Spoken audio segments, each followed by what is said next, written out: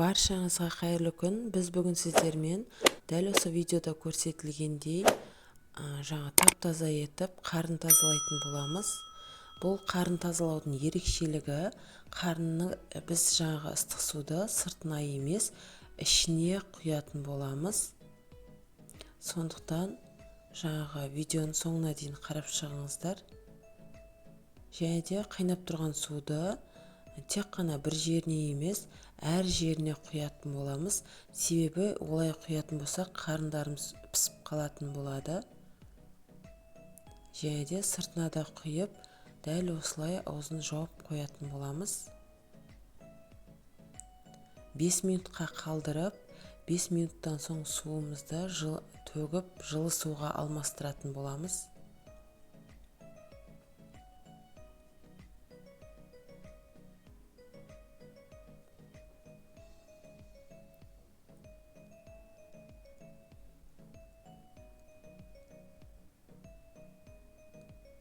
Қарыннан манты және де қарын бүрме, қарын салаттарын жасауға болады.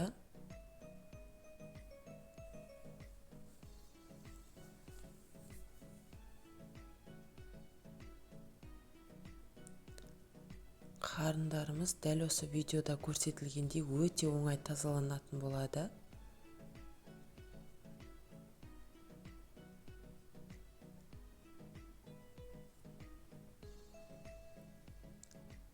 Дәл осылай тазаласаңыздар, өте оңай тазаланып, пышақты да қажет етпейді.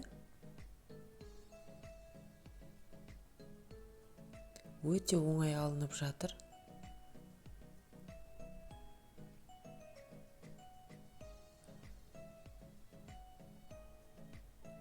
Қарынның құрамында адам ағзасына қажетті ферменттер өте көп. Сондықтан пайызы төмен уксус немесе лимон қышқылы және де тағы да басқа қышқылдарға салудың қажеті жоқ. Немесе қарындарымыз іріп кететін болады. Сондықтан тазаланған қарындарды тек қана 3-4 мәрте тұз суға ғана тазалауға кеңес беремін.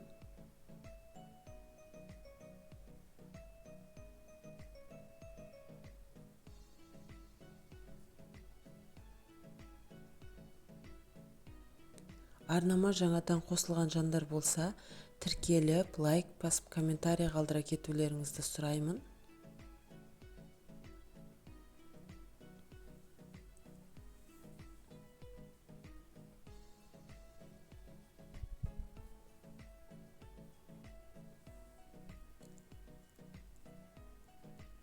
Назарларыңызға рахмет.